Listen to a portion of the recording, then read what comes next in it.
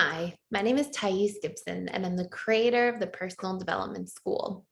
This is your daily breakthrough video, and in this video, I want to talk to you a little bit about fighting as a fearful avoidant versus fighting as a secure person, and some of the major differences as you become more secure.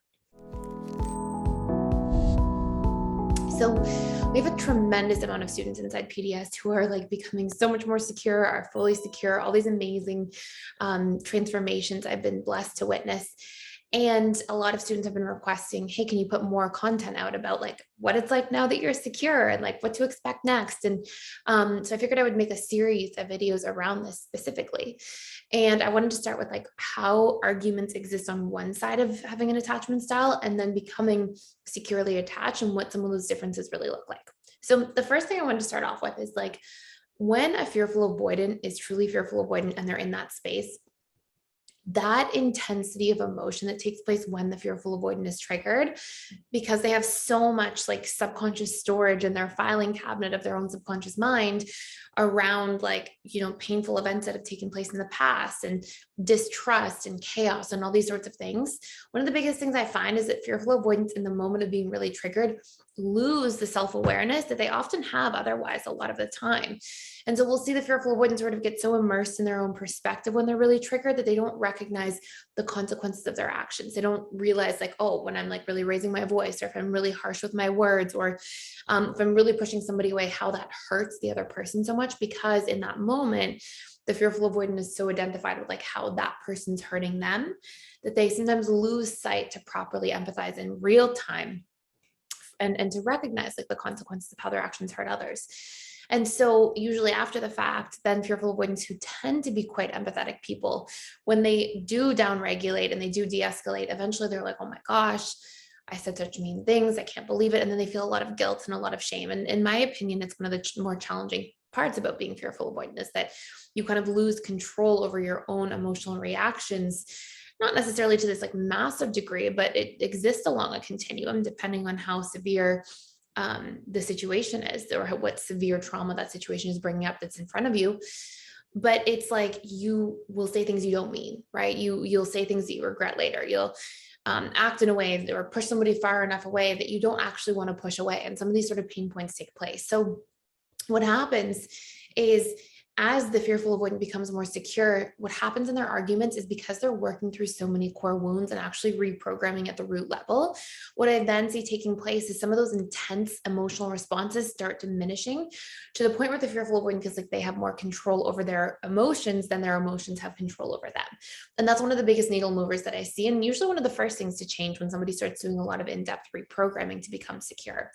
And so in this place, arguments become different. Arguments become something that, yes, still don't make you feel good, but feel like they are manageable, feel like they can be constructive rather than just simply destructive all the time.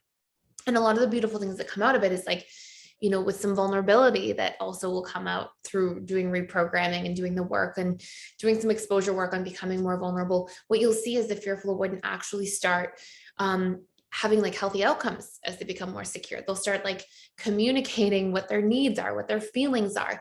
And one of the most important parts about this is that somebody who is emotionally dysregulated and doesn't feel like they have control over their own feelings learns that you do in fact have control by transforming those feelings into words and using them in a constructive way. It creates substantially more relief than just a lashing out creates in terms of that short-term gratification, right? Like if you're spilling over with emotion, you kind of throw that emotion onto everybody as a strategy to get it away from you. It's like you're overflowing a little bit.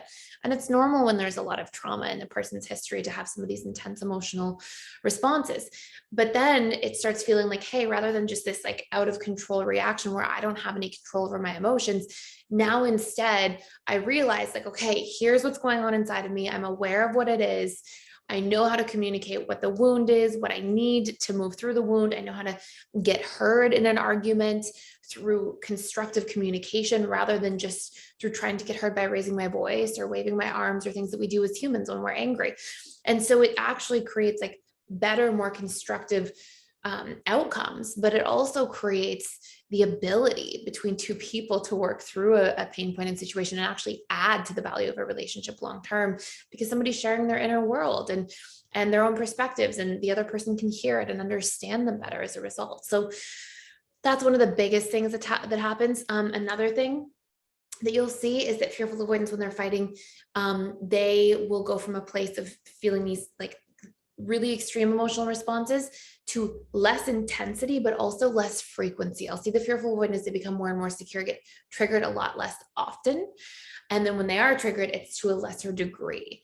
And so you'll see that as somebody becomes more and more secure, kind of spacing out a little bit. Another big thing that takes place with arguments, and by the way, if you want to do a deep dive into this for the month of May, for the entire month of May, because it's mental health month, we are opening access to all of our YouTube students for 14 days to PDS. So normally we do like a 7-day free trial, but a lot of people are like, I can't, I don't always like start within the 7 days, or I can't get into a course within 7 days because I had something busy happen that week or whatever it might be. So for this month, you have 14-day access to PDS. And you can click the link in the description box below if you want to dive into that as well, and access it right now. So that's really valuable. And then the other thing that we'll see, so frequency and intensity are lesser. The FA feels like they have more control over their emotions rather than the other way around. And then I would also say that fearful avoidants learn that vulnerability works. And as they become more secure, they learn to say in real time, like, hey, I'm hurt, or this doesn't feel good, or this situation bothered me and here's why. And I think as an FA at the beginning of trying to communicate, it feels so vulnerable to talk about your needs. And it feels like so scary to share a need because there's almost a subconscious assumption that it'll just get rejected or dismissed.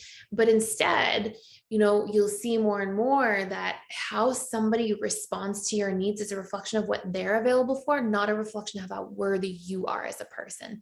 And so what happens is the FA starts opening up and starts like taking somebody's reactions less personally and realizing that communication is about me and me showing up and sharing my truth and me showing up for my needs, for my boundaries, for communicating in general. And that's so valuable as part of the growth and transformation process.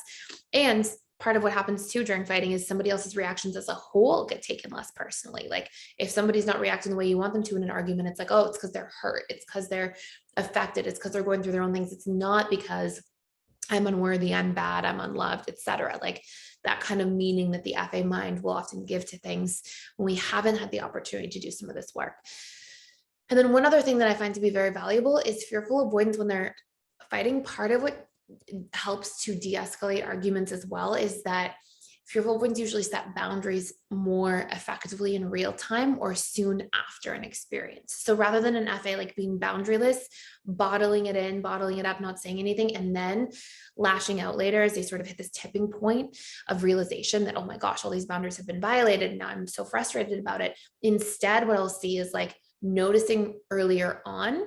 And so the amount of emotional intensity in relationship to that is less because you haven't been bottling as much up for as long. And so this tends to be a really valuable part as well of arguments. So I find that FAs can articulate themselves a lot more effectively, can be a lot clearer, can be a lot more grounded, rooted, open, feel a lot better in general about arguments and their ability to work through them and actually feel like there can be a productive outcome to arguments. And eventually it gets easier and easier. And the more secure you get over time, the more arguments don't feel scary. They feel like, hey, we just have a disagreement. We have a misunderstanding. There's something going on that's causing friction.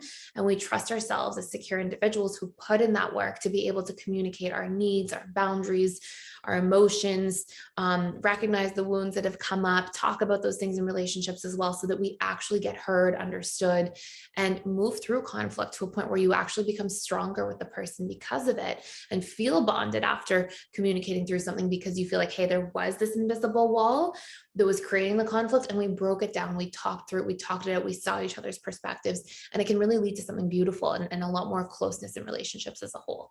So I hope that makes sense. I will do other videos about the other attachment styles for this. And thank you so much for watching and for being here. If you want to check out the 14-day free trial to PDS, I highly recommend starting out if you're wanting to do this work with either the conflict resolution course at PDS or really diving into the fearful avoidant reprogramming course. That first course is a great place to start if you are FA, looking to heal, looking to grow, looking to reprogram a lot of these core wounds and patterns, and will be very, very beneficial to do so. So thank you for watching. Please like, share, and subscribe, and I'll see you in the next video.